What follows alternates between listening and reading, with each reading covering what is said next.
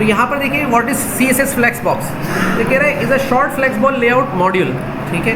Flexible layout method arranging items in a row and column, मतलब या तो ये आइटम्स को रो में अरेंज करेगा या कॉलम्स में अरेंज करेगा। और make it easier design flexible responsive layout structure without using float और रिपोजिशन, मतलब ये जो दो प्रॉपर्टीज़ हैं ये CSS 3 में थी, तो CSS 5.4 के अंदर जो ये फ्लेक्स बॉक्स इंट्रोड्यूस कराया तो ये दोनों प्रॉपर्टीज़ को इन्होंने फ्री कर दिया कि भाई अब इनकी जगह पे ये यूज़ कर लेना। तो फ्लेक्स बॉक्स वर्सेस ग्रिड पे भी काम करेगा। तो यहाँ पे कह रहा है back for selection in web, inline for text, table for 2 dimension, position, ये इसके सारे इस्तेमाल हैं, ये देख लीजिएगा, इसको पढ़ लेंगे।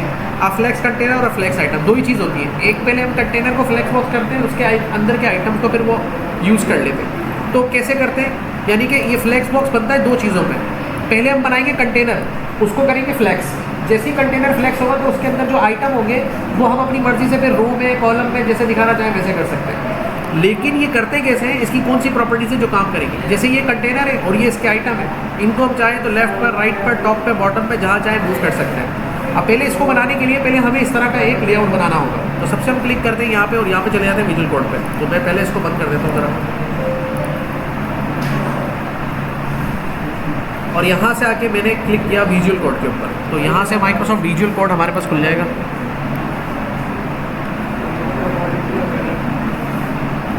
और यहाँ से जाके फाइल पे हमने क्लिक किया और यहाँ पे जाके हमने इसको क्लोज फोल्डर कर दिया।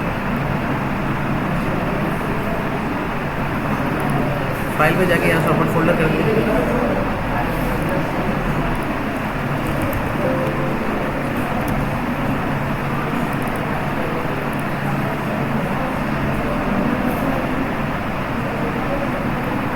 अच्छा, तो मैं ये शुरू वाला कोड ज़रा ले रहा हूँ जो बूटस्ट्रैप के लिए मुझे करेक्शन के लिए चाहिए होता है। तो यहाँ से लेके हमने यहाँ तक का कोड कॉपी कर लिया, एक न्यू पेज ले लिया, उस पर इसको पेस्ट कर दिया, उसको सेव कर दिया, उसका नाम रख दिया flags.html।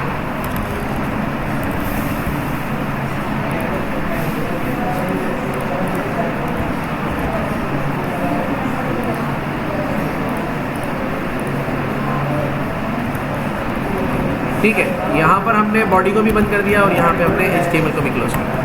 अब देखिए कैसे होगा। पहले हमने एक डिव बनाया, एक तो डिव लिखो तो dir कर रहा है, डिव बनाया हमने, ये मेन कंटेनर, ठीक है। इसके अंदर आइटम्स रखने हैं हमें। लेट्स सपोज इसके अंदर आइटम्स क्या बनाए, कोई इमेज रख सकते हैं, कोई इसके अंदर टेक्स्ट लिख सकते हैं। सपोज टू कि हमने यहाँ पे ऐसा कर लेते हैं, एक डिव और बना दिया और इस तरह से हमने एक और डिव बना दिया और उसके अंदर हमने एक और डिव बना दिया, ठीक है। ये तीन, एक मेन कंटेनर है और 3 सब कंटेनर्स। अब इसके अंदर मैंने कुछ टेक्स्ट लिख दिया, सपोज टू बी एजुकेशन लिख दिया इसके अंदर, और इसके अंदर लिख दिया सर्विसेज लिख दिया, और इसके अंदर मैंने लिख दिया सपोज टू बी डेडिकेशन लिख दिया।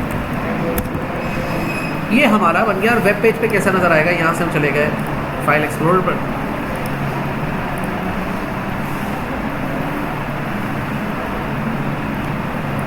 तो अभी बूटस्ट्रैप कनेक्टेड है। हालांकि मैं CSS पे करके बता रहा हूँ, बूटस्ट्रैप की ज़रूरत नहीं है, लेकिन फ़िलहाल मैं आपको बता दूँ, फिर इसी को बूटस्ट्रैप में भी कर देंगे। अच्छा, अब इसको CSS में कैसे प्रोग्राम करेंगे। तो एक कंटेनर और आइटम, तो हम क्या करते हैं कि एक CSS की फाइल को कनेक्ट भी कर सकते हैं और इंटरनल CSS कोड भी लिख सकते हैं। तो यहाँ पर जाके हमने इंटरनल CSS कोड लिखना, फिलहाल एग्जाम्पल के लिए सही समझा कि यहाँ पर इंटरनल कर देंगे। तो यहाँ पर हमने कर लिया, एक बना दिया कंटेनर के लिए डॉट करके क्लास बना दी CONT के नाम से, ठीक है। और जो उसके आइटम हैं उनके लिए हमने ITM के नाम से क्लास बना दी इस तरह की। ITMs के लिए हमने विड्थ सेट कर दी, सपोज टू बी 100 पिक्सल की, और हाइट भी सेट कर दी, हाइट 100 पिक्सल की, और एक ये चीज़ हमने यहाँ पे कर दी। और कंटेनर को अभी हमने खाली छोड़ दिया, इसके लिए सिर्फ हमने बता दिया विड्थ 100% कर दिया, ये 100% बन रहा है, ठीक है। अब इसके अंदर जाके हमने क्लास सेट कर दी कंटेनर की, जो हमने बनाई है क्या, CONT, और इसके ऊपर एक एक डिव के ऊपर हमने क्लास अटेंड कर दी, क्लास, और उसका नाम रख दिया ITM की, ठीक है। और इसको यहाँ से कॉपी करके हमने ऐसे रख देना है।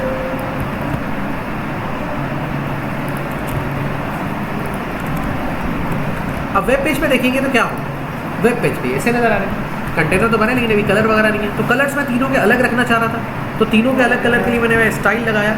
अच्छा, अगर आप बूटस्ट्रैप कनेक्टेड है यूज़ करना चाह रहे हैं तो यूज़ कर सकते हैं। सपोज भी BG डैश प्राइमरी करते हैं आप, उसका कलर यहाँ पे तो प्राइमरी अप्लाई हो जाएगा उसके ऊपर, और इसके ऊपर अगर BG डैश सक्सेस कर देंगे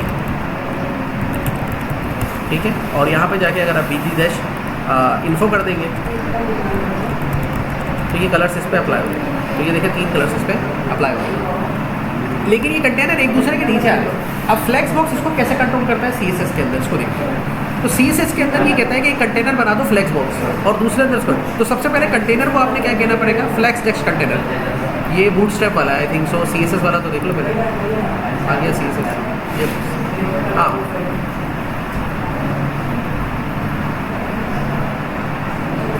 अच्छा, ये क्लास बताइए इससे फ्लेक्स टेक्स्ट कंटेनर की, तो उसके अंदर प्रॉपर्टीज़ लिखी होगी इसमें, और फिर उसके आइटम्स को भी डिफाइन करना है, किस तरह से करते हैं ये भी बताता हूँ मैं।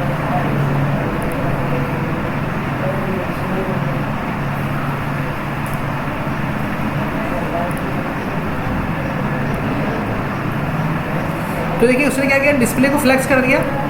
जैसे ही डिस्प्ले फ्लेक्स करेंगे तो ये कंटेनर फ्लेक्सिबल हो जाएगा। मतलब आपको यहाँ पे क्या करना है, इसकी जो डिस्प्ले क्लास है, प्रॉपर्टी है डिस्प्ले, इसको आपने कर देना है फ्लेक्स। तो आपका जो मेन कंटेनर है वो फ्लेक्सिबल हो गया। जैसे ही वो फ्लेक्सिबल होगा तो अब आप उसको देखेंगे कि वो जो डेटा कॉलम में था वो रो में आ जाएगा। अब उसके बाद आपने क्या करना है, जो आइटम्स हैं और या उसके अंदर के जो मज़ीद जो भी चीज़ें यूज़ करनी है, बैकग्राउंड कलर के हम यूज़ नहीं कर रहे हैं, अगर यूज़ करना चाहें तो कर सकते हैं। तो उसको हम कैसे कर सकते हैं बाकी चीज़ों को, उसके अंदर हमारे पास जो प्रॉपर्टीज़ हैं जो इस पर काम करती हैं, जैसे लेफ़्ट राइट सेंटर करने के लिए और टॉप बॉटम सेंटर करने के लिए, वो प्रॉपर्टी कुछ इस तरह से काम करती है।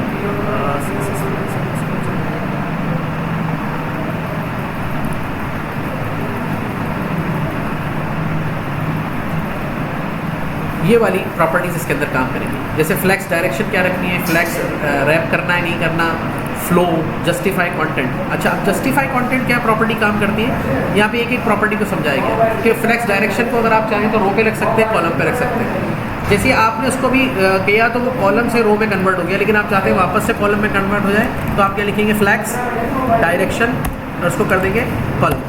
तो यहाँ पर आप अपने वेब पेज पे देखेंगे आइटम जो है दोबारा से कॉलम पे चले जाएंगे, और बाय डिफ़ॉल्ट वो किस पे थे, रो के ऊपर।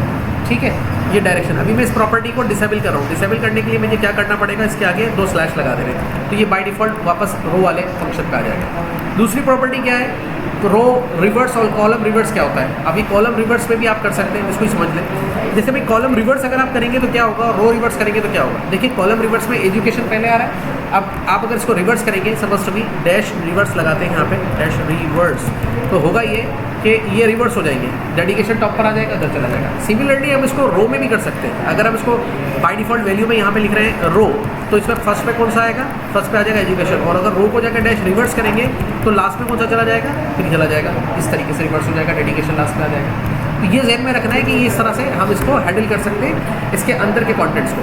अच्छा, फ्लेक्स डायरेक्शन के बाद अगर डेस्क पे आते हैं तो फिर आता है इसके बाद फ्लेक्स डायरेक्शन, कॉलम, रो वगैरह, ये तो हमने भी करके देख लिए सारे के सारे। इसके बाद हमारे पास आता है रैप, नो रैप और ड्राफ्ट सर्विसेज। अब रैप नो रैप क्या होता है इसको समझ लें। जैसे अगर आप इस कंटेनर को बढ़ाएंगे, फॉर एग्जांपल अगर अभी हमारे पास 3 कंटेनर हैं, आप इसको और बढ़ा देते हैं। फॉर एग्जांपल यहाँ पे जाके आपने इन अंदर के आइटम्स को, मैं इसको कॉपी करके दोबारा पेस्ट कर देता हूँ, तो ये आसान हो जाएगा हमारे लिए समझना। तो इसी के अंदर मैंने पेस्ट कर दिया, सीधा पेस्ट कर दिया, तो ये तकरीबन कितने हो गए, ये आ गए हमारे पास 9 हो गए, और मैंने एक दफ़ा और पेस्ट कर दिया, और ये आ गए यहाँ पे और पेस्ट कर दिया। तो यहाँ पे देखिए कितने हो गए, ये ज़्यादा हो रहे हैं, खुद ही आपस में एडजस्ट होके जा रहे हैं। तो यहाँ पर आपने क्या करना है, अगर आप जाके यहाँ पे लिखते हैं बाय डिफ़ॉल्ट जो इसकी है नो रैप है, तो उसकी जो प्रॉपर्टी है उसको जाके यहाँ पे लिखते हैं नो रैप। तो नो रैप का मतलब है कि ये रैप तो हो ही नहीं रहा, बाय डिफ़ॉल्ट नो रैप है। लेकिन अगर आप इसको लिख देते हैं रैप, तो यहाँ पे जाके आप इसको कर देते हैं रैप, तो क्या होगा, जैसे जैसे स्क्रीन साइज़ कम होगा ये रैप होते चले जाएगी। अंदर के आइटम्स जो हैं, चाहे वो इमेज है, टेक्स्ट है, कुछ भी, वो रैप होता चला जाएगा। और बाय डिफ़ॉल्ट वो नो रैप कंडीशन में होते हैं, तो वो इस तरह से आपको नज़र आएंगे। ठीक है, ये भी समझ में आ गई बात। अच्छा, ये देखिए इस तरह से एडजस्ट हो गया। उसके बाद आते हैं जस्टिफाई कंटेंट के ऊपर। अब जस्टिफाई कंटेंट में क्या होता है कि यहाँ पर नीचे आ जाते हैं। जस्टिफाई कंटेंट प्रॉपर्टी बड़ा काम करती है, centre, flex start, flex end, space, around, between, और ये सारे काम कर रही होती है। अब ये कैसे करती है काम, उसको समझना है। फॉर एग्जांपल आपने एक कंटेनर बनाया, और उस कंटेनर के अंदर अब मैं इसमें से रिमूव कर रहा हूँ ये सारे, और एक ही कंटेनर रखेंगे हम। ठीक है, अब एक ही ऑब्जेक्ट रह गया और ये कंटेनर हमारे पास मौजूद है, ये वाला। अब पीछे वाले कंटेनर को भी एक कलर दे रहा हूँ ताकि आपको समझ में आए कि हाँ भाई ये बात कोई कंटेनर मौजूद है। तो बैकग्राउंड कलर में यहाँ पर भी दे सकता हूँ, और मैं उस कंटेनर को वहाँ पे बूटस्ट्रैप यूज़ कर रहा हूँ तो बूटस्ट्रैप के साथ भी मैं कलर दे सकता हूँ, यहाँ पे लगा सकता हूँ BG डैश वार्निंग दे देता हूँ, ठीक है। तो यहाँ पे कलर दे दिया मैंने, और इस कंटेनर में भी कलर आया।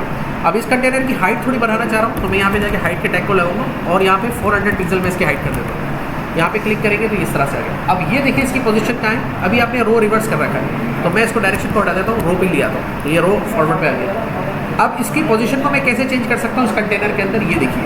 इसको चेंज करने के लिए मैं फ्लेक्स डायरेक्शन को जस्टिफाई कंटेंट की प्रॉपर्टी को यूज़ करूँगा, और centre, flex start, flex end, space around, between, evenly, इसको कैसे करेंगे इसको देखिएगा। तो यहाँ पर आने के बाद मैंने क्या किया कि जैसे अगर मैं इसको सिर्फ मूव करना चाहता हूँ तो मैं इसको लिखूँगा जस्टिफाई कंटेंट इसके मेन वाले में, और इसको कर देता हूँ अगर मैं सेंटर, तो यहाँ पर देखिए सेंटर करने पर क्या होगा, ये इसके सेंटर पे आ जाएगा, ठीक है। अब अगर टॉप बॉटम से सेंटर करना है तो मैं ऐसे करूँगा अलाइन आइटम, और इसको भी पास कर दूँगा सेंटर, तो ये देखिए टॉप बॉटम से भी सेंटर में आ जाएगा। तो हर तरह से ये सेंटर में रहेगा, भले किसी भी स्क्रीन साइज़ पर आ जाए, ठीक है।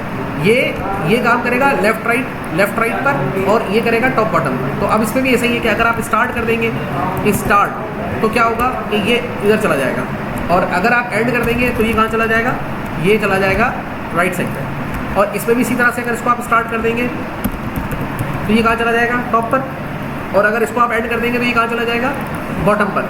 तो इस तरह से ऑब्जेक्ट को पूरे कंटेनर के अंदर एक फिक्स लोकेशन पर चेंज कर सकते हैं। और दोनों को अगर सेंटर रखेंगे, जस्टिफाई कंटेनर और अलाइन को फ्लेक्स आइटम को करने के बाद, मतलब जब तक आप इसको डिस्प्ले फ्लेक्स नहीं करेंगे ये काम नहीं करेंगे प्रॉपर्टीज के अंदर, रखिएगा।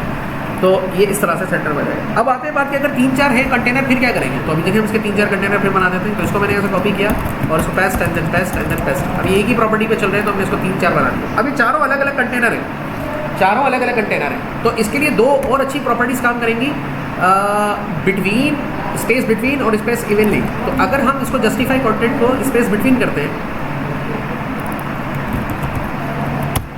तो क्या होगा, तो इनके बीच का जो स्पेस है वो इस तरह से डिवाइड हो जाएगा, लेफ्ट कॉर्नर स्पेस और जो इक्वल डिवाइड करेगा, 4 हो 6 हो 8 हो। और अगर आप इसको कहेंगे स्पेस अराउंड, मिसाल के तौर पे स्पेस अराउंड करेंगे, तो यहाँ पे क्लिक करने पर स्पेस अराउंड, तो यहाँ पे क्लिक करने पर रिफ्रेश करने पे क्या होगा कि ये फिर यहाँ से भी स्पेस देगा, यहाँ से सबका इक्वल स्पेस करेगा, और लेफ्ट राइट का स्पेस भी देख लेगा, खुद ही मैनेज करेगा, आपको मैनेज करने की ज़रूरत नहीं है। तो ये प्रॉपर्टीज स्पेस से काम करेगी। और स्पेस अराउंड हो गया, स्पेस इवनली करेंगे, ये बहुत अच्छी प्रॉपर्टी है स्पेस इवनली, जो इसकी वैल्यू है। जैसे कि स्पेस अराउंड में अभी भी यहाँ पे इस और स्पेस में फ़र्क है, लेकिन अगर आप इसको करेंगे स्पेस इवनली तो आप देखेंगे गलत जगह पे वैल्यू डाल दी, अलाइन आइटम में नहीं लिखना, इस पर लिखना स्पेस इवनली।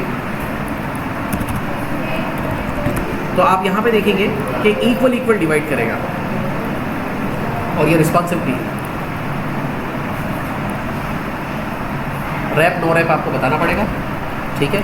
अभी नो रैप है तो क्या था उसकी प्रॉपर्टी, फ्लेक्स डायरेक्शन और रैप।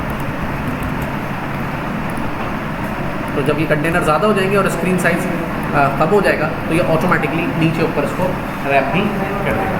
तो ये CSS की प्रॉपर्टी जिसको हम कहते हैं फ्लैक्स बॉक्स, इसको अच्छे से समझ लीजिएगा। ये सारे थे इसके ऑप्शन मैंने करा दिए जो इसमें स्टार्ट होते हैं, बेस लाइन, टॉप लाइन वगैरह के। तो इसको पढ़ लें, समझ लें, ताकि आपको नेक्स्ट कंटेनर वगैरह बनाने में आसानी हो। उसका लिंक मैं भेज देता हूँ, देख लीजिएगा इसको।